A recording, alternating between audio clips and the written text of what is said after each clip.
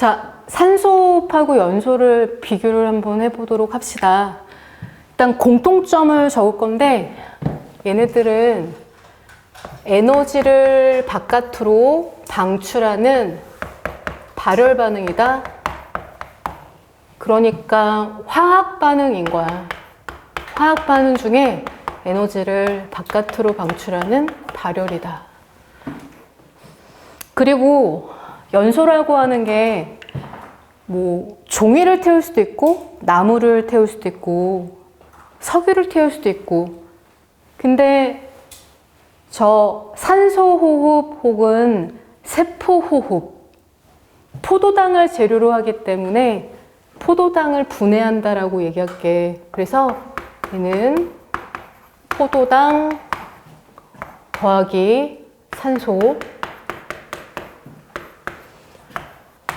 물, 이산화탄소, 그리고 에너지. 이게 이제 공통점.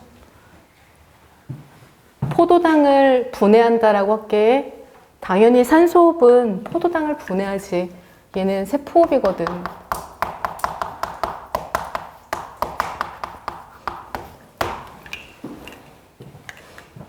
자, 요 정도로 들어가고 지금부터 차이점을 볼 건데 너네들은 차이점을 외워줘야 됩니다. 산소호흡, 물질대사고 얘는 물질대사 아니다. 생명체 내에서 연소가 일어날 수가 없어요. 그리고 얘는 물질대사 중에서 이화작용이고 얘는 물질대사 아니니까 이하작용인 거고 얘는 이하작용이 아닌 거지.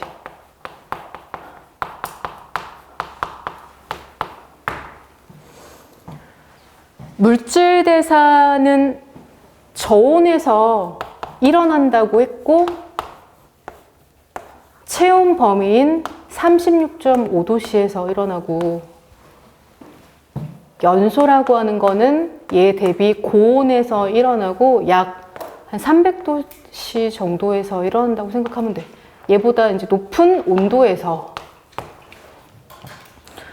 화학 반응은 저온에서 잘 일어나지 않고, 그래서 화학 반응을 잘 일어날 수 있도록 도와주는 물질이 필요하고, 그게 선생님이 이제 뭐라고 했냐면 효소라고 얘기했고, 그래서 효소는 체온 범위인 저온에서도 비교적 반응이 빠르게 일어날 수 있도록 도와준다. 그래서 얘는 효소가 반드시 필요하다. 근데 얘는 온도 자체가 높으니까 굳이 효소가 필요 없다. 물론 연소라는 화학 반응 말고 다른 화학 반응들이 생체 촉매 말고 일반적인 촉매가 필요할 수도 있겠지. 생물체에 있는 효소를 생체 촉매라고 하고, 생명체 바깥에 있는 것들은 생체 촉매라고 안 부르고 그냥 촉매라고 부른다. 근데 연소라고 하는 화학 반응은 촉매는 필요하지 않고, 연소 외에 다른 화학 반응들은 촉매가 필요할 수도 있겠지. 정촉매가 필요할 수도 있고 부촉매가 필요할 수도 있고. 근데 우리는 지금 연소만 딱 집어서 얘기하는 건데 얘는 촉매가 필요 없다. 그래서 효소가 필요 없다.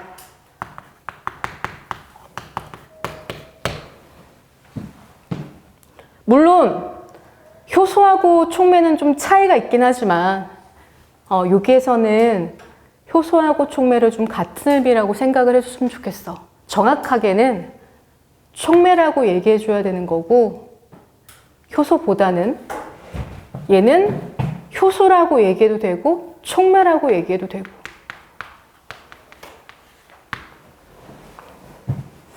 근데 우리 시험 범위에 이 부분이 들어가면 촉매라는 단어는 언급하지 않을 거야.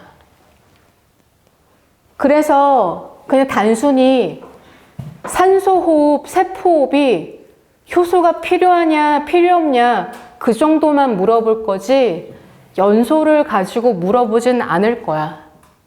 알겠지? 이제 문제를 풀어보면 알 거야. 오늘 숙제로 나갈 거거든.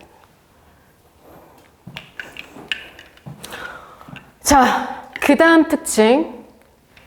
얘는 반응이 단계적으로 일어나고 천천히 일어난다? 그럼 너네가 이제 질문을 해. 아니, 반응이 빠르게 일어날수록 빠르게 일어날 수 있도록 해준다면서요. 비교적 빠르게 일어날 수 있도록 해준다는 거지. 저온에서도. 완전히 빠르게 일어나는 건 불가능하지. 얘는 한 번에 일어나고 엄청나게 빠르게 일어나.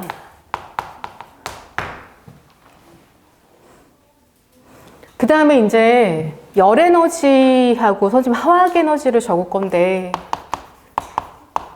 열 에너지가 몇 프로였냐면 60%였고 그다음 화학 에너지는 ATP를 얘기하는 거였고 얘가 40%였다는 거 기억해 주시고요. 그리고 연소를 하게 되면 따뜻합니다. 열 에너지. 그리고 환하게 빛나거든. 빛 에너지. 퍼센테이지를 그래도 숫자로 기억하면 오래 남으니 선생님이 숫자 대략적으로 적을게. 90대 10으로 적자. 만약에 포도당 분자 하나를 분해했다면 688kcal가 나올 거 아니야. 그 688 중에서 열 에너지가 60%라면 얘는 90%. 그러니까 얘가 버려지는 게 훨씬 더 많다는 거지. 열 에너지의 비율을 기억해. 얘가 많다. 자, 그 다음에 이제 그림으로 기억할 건데 여기가 바닥이야. 에너지가 0이다. 괜찮아? 누구야? 괜찮아? 추워. 저기 있다. 여기 부분 내가 기억해야 되는데 잘라야 되는데 선생님이 여기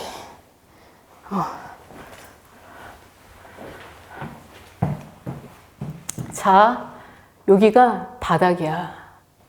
올라갈수록 에너지가 많아져.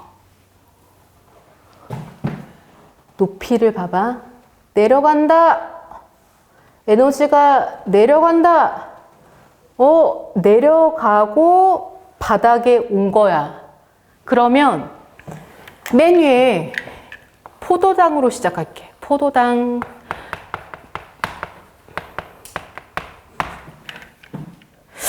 에너지가 지금 방출된다는 뜻 아니야? 그치? 그럼 에너지가 방출된다는 건 물질이 변환했기 때문에 그런 거야. 이하작용. 그래서 얘가 다른 물질로 변환한 거야. 그래서 봐봐. 얘가 내려올 때 그때 에너지가 방출되고 이 방출된 에너지를 6대 4로 사용하는 거야. 한 번 이렇게 방출될 때. 그러면 이거 뭐라고 얘기해야 돼요? 중간 물질이라고 할게. 일단. 그리고 다시 한번 다른 물질로, 왜냐면 단계적으로 지금 일어나거든. 사실 이 세포흡이라고 하는 게 엄청나게 거대한 반응이야. 그래서 칠판 한 5바닥은 적어야 돼. 그 정도로 엄청 복잡해. 그거 우리가 이렇게 하나의 식으로 나타내는 건데, 그래서 중간중간 관여하는 효소의 종류도 다양하고, 어쨌든 한번 계단 내려올 때 에너지 방출. 이 에너지를 6대 4로 사용. 단계적이구나. 그러면 물질의 종류가 달라지는구나. 중간물질, 계속 중간물질. 하다 보면 포도당이 완전히 분해되면 어느 단계까지 올 것 같아? 가장 마지막 단계가 누굴까? CH5로 되어 있는 물질을 완전히 분해하면 탄소 때문에 누가 만들어질까? CO2. 수소 때문에 누가 만들어질까? H2. 그래서 가장 마지막 단계는 CO2하고 H2야. 더 이상 얘네들 단계는 없고 얘네들 더 이상 분해될 수가 없어. 그리고 화학결합이잖아. 공유결합이니까 에너지가 있을 거 아니야. 근데 여기 저장된 에너지는 포도당에 비해 너무나 적기 때문에 에너지 없다라고 우리가 가정할 거야. 그래서 에너지가 이렇게 튀어나와. 이거 다 더하면 얼마? 688. 이만큼이 688이라고.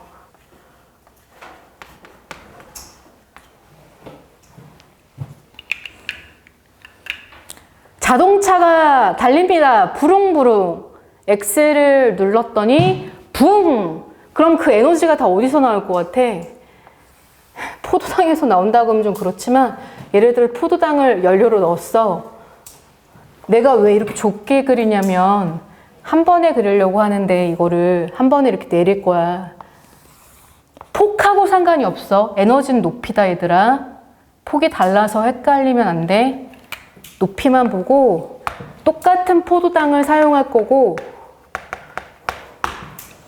한 번에. 왜? 고온이거든. 화학 반응하기 딱 좋거든. 그래서 그냥 에너지가 튀어나오고 이게 688이야. 그게 9대1로 사용이 되는 거야.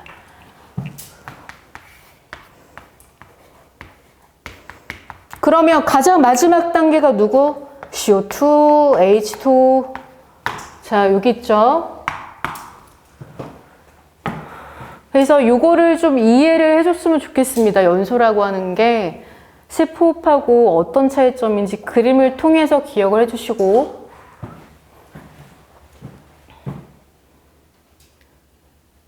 자, 그리고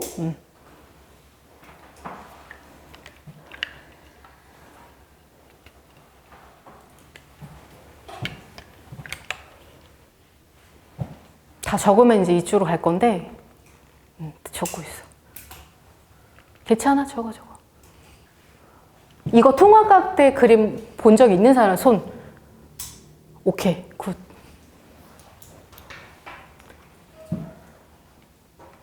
내가 지금 적고 있으니까 얘기하는 건데 내가 지금 학원 강사하면서 가장 잘한 일은 저 카메라를 산 일이야. 진짜로. 코로나 때 샀는데 너무 잘 쓰고 있어.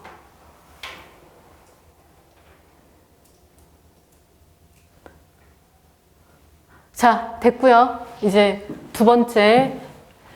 이번에는 산소호흡하고 무산소호흡을 비교할 건데 우리가 흔히 세포호흡이라고 하는 건 산소호흡이라고 얘기하고 그리고 우리 몸에서 이제 무산소호흡이라고 하는 것도 일어나는데 어떤 차이점이 있는지 보도록 합시다. 먼저 공통점부터.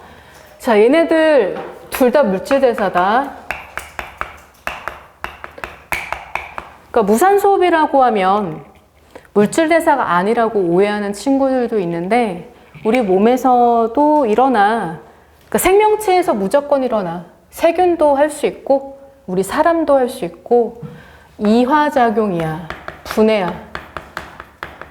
그러니까 둘 다 효소가 필요하지. 그리고 발열 반응이라는 거 잊지 말고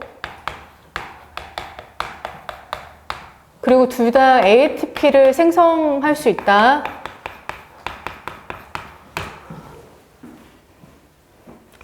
기본적인 이제 물질 대사를 생각하면 이게 쭈루룩 이어져야 될 것 같다. 그러면 지금부터 차이점을 적어보도록 합시다.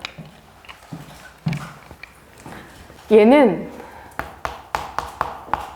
산소가 있어야 돼. 그래서 산소호흡이고 얘는 산소가 필요 없어. 산소가 있으면 완전 분해된다. 지금 포도당을 기준으로 합니다. 그리고 산소가 없기 때문에 완전 분해돼.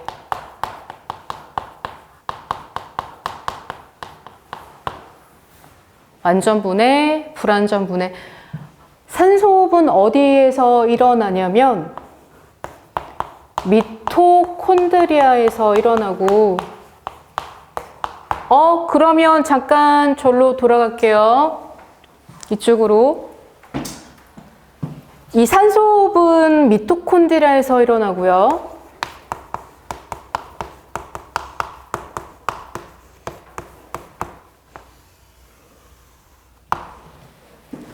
그리고 연소는 산소가 있어야 되기 때문에 공기 중에서 일어납니다. 이거는 뭐 상식이고, 혹시 몰라서. 그리고 무산소호흡은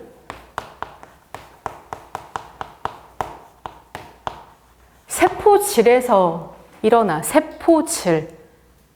근데 이 부분을 생명과학에서 물어볼 수는 없어. 세포질을.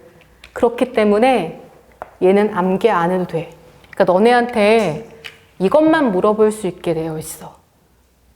근데 이걸 물어봐도 연소하고만 비교하게 되겠지. 근데 연소는 어차피 생명체 바깥에서 일어나는 거니까 어렵진 않아. 공기 중. 그치? 그리고 요게 포인트가 아니야. 이걸 배운다면 요 그림이 포인트야. 그리고 얘도 열에너지와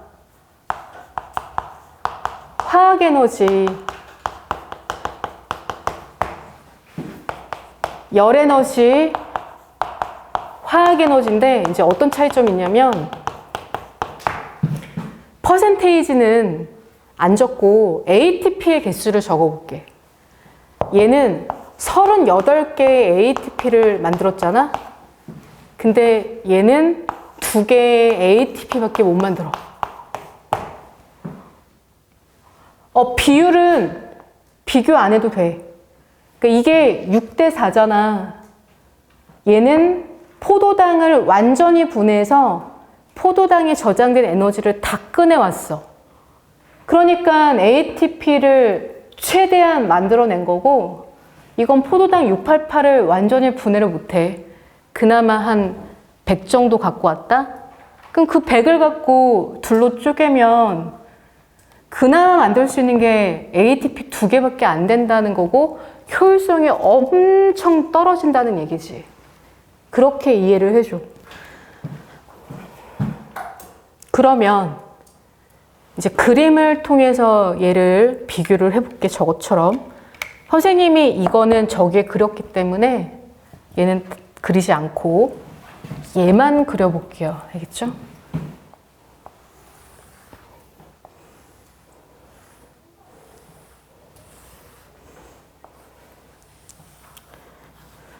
자, 저 그림처럼 하나, 두 개, 세 개를 1, 2, 3번이라고 했을 때 모두 다 바닥이 0이라고 하고 모두 다 여기 세로축 폭이 같아요. 그러니까 에너지가 똑같고 688인데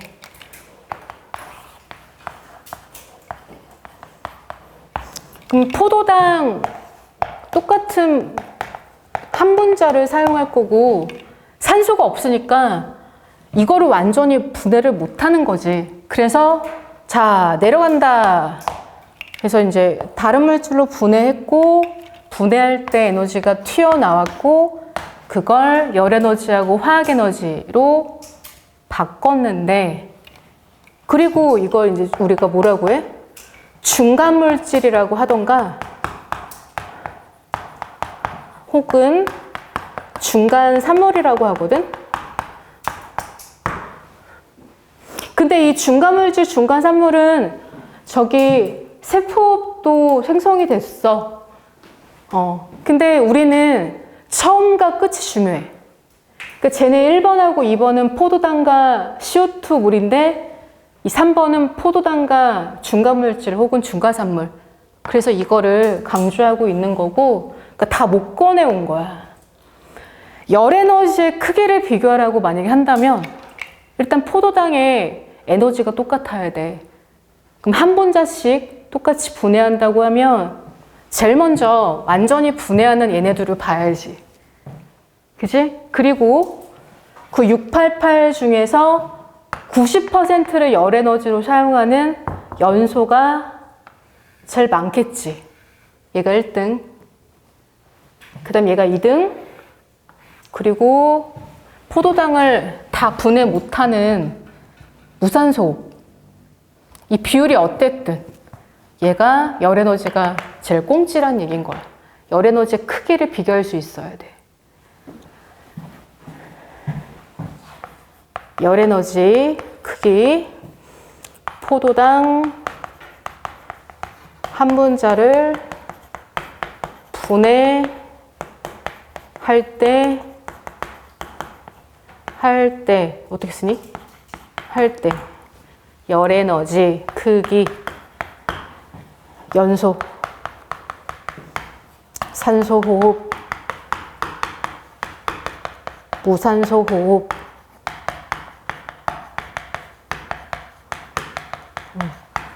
이렇게 한번 비교를 해보고요.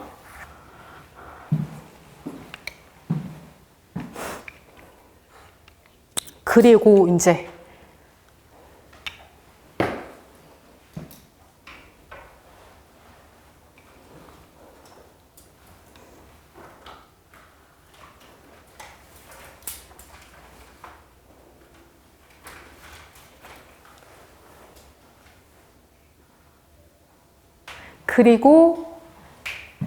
이제 잘 들어봐. 산소호흡의 얘는 세포호흡이야. 산소호흡이 세포호흡이고, 그지? 근데 이 무산소호흡의 얘는 중간물질, 중간산물에 따라서 결정돼. 인간을 기준으로 해서. 인간한테 얘네들이 해로우면 부패. 그 부패에 얘가 뭐가 있을까? 썩는 거, 음식물 썩는 거, 사체 썩는 거. 그리고 얘가 이로우면 뭐라고 하냐면 발효라고 얘기하는 거야. 그 발효의 얘들은 뭐가 있냐면, 그치? 하나씩 생각했겠지? 된장, 고추장, 막걸리, 술, 그 다음에 청국장, 치즈, 우유, 김치. 엄청 많아요, 치즈. 우리 집에는 요거트 발효를 합니다. 선생님 요거트를 많이 먹어서. 근데 우리 교육과정에는 어떤 것만 기억하면 되냐면 알코올과 젖산만 기억하면 됩니다. 그럼 그것만 알려주도록 할게. 자, 1번.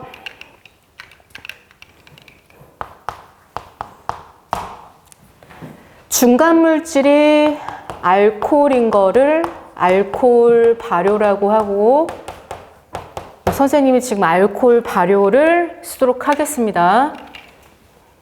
포도당 C6H12O6. 그 원래 이제 포도당 더하기 산소인데 얘 산소 없이 진행되니까 화살표를 쭉 긋고, 그리고 선생님이 원래는 한글로 적어야 되는데 화학식으로 그냥 적어볼게. 에탄올 C2H5OH. 자, 에탄올 더하기 CO2 더하기 에너지인데 이 에너지를 이제 열 에너지와 ATP 만드는 데 사용이 되겠죠. 그러면 이거를 누가 하냐? 이거 효모라는 애가 해. 효모는 어디서 배웠냐면 단세포 생물이고요. 그리고 얘는 출합법을 했습니다. 그 효모라는 애가 무산소호흡을 합니다. 중간 산물이 에탄올이니 그래서 술을 만들 때 포도당에 쌀에다가 효모를 집어넣는 거지. 그래서 에탄올하고 이산화탄소가 만들어진다는 거 외워줘야 되는 거고, 이게 알코올 발효고, 자, 두 번째, 2번. 이건 중요하진 않은데, 젖산 발효.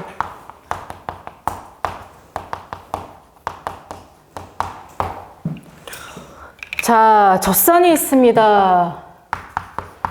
뭐냐면, 포도당으로 시작하는 거야. 젖산균이 있어. 세균이야. 이 젖산균이 포도당을 분해하면 중간 산물이 젖산이야. 젖산 어디서 배웠니? 탄수화물 할 때 내가 배웠거든. 탄수화물 할 때 설명했었어. 그리고 에너지가 튀어나와.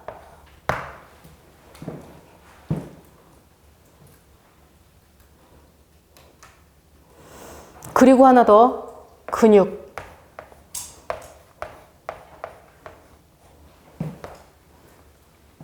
자, 이게 뭐냐면 상식으로 알아도